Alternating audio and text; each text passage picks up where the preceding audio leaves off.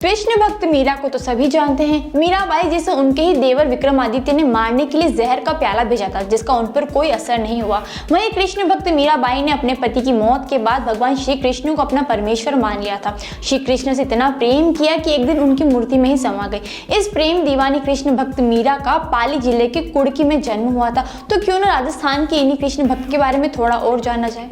कृष्ण भक्त मीराबाई का जन्म कुड़की गांव निवासी दूधाजी के चौथे पुत्र रत्न सिंह के घर हुआ था। कुड़की महल में बचपन बीता था। वे जिस सालिग्राम यानी भगवान श्री कृष्ण की पूजा करती थी, वह प्राचीन प्रतिमा आज भी मीरा के महल में मौजूद है।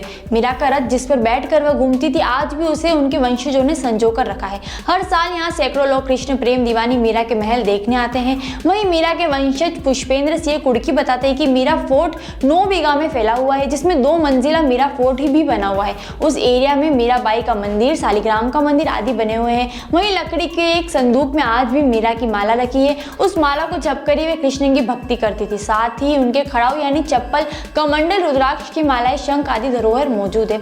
एक प्रचलित कथा है कि मीराबाई ने एक दिन गांव में आई एक बारात को देखकर अपनी माता से पूछा था कि मेरा दुल्हा कहाँ है। उनकी माता ने भगवान श्री कृष्ण की मूर्ति की तरफ इशारा करते हुए कहा कि यह तेरा दुल्हा है। उसी दिन से मीराबाई कृष्ण की दीवानी हो गई थी।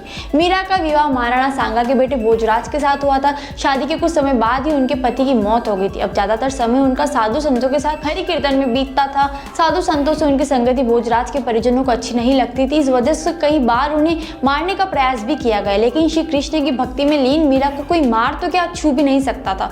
बताते हैं कि रोज रोज ससुराल वालों के व्यवहार से परेशान होकर मीराबाई ने मेवाड़ छोड़कर वृंदावन चली गई थी। यहाँ से द्वारका गई, जहाँ मंदिर की सीढ़ियों पर मीराबाई ने प्राण त्याग दिए थे। वहीं कृष्ण भक्ति की वजह से उन्हें खूब सम्मान भी मिला। यहाँ तक कि हिंदी काव्य में मीराबाई का महत्वपूर्ण योगदान भी रहा है।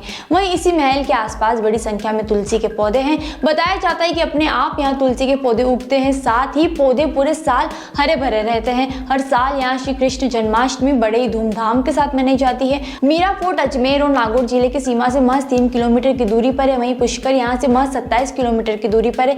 इसे पर्यटन स्थल के रूप में विकसित करने के लिए प्रदेश की सरकार ने यहाँ तक सड़क निर्माण के लिए 15 करोड़ का बजट खर्च करने की घोषणा कर चुकी है, जिससे कि कोड़ी से पुष्कर तक आने जाने के लिए लोगों को ज्यादा परेशानी न हो।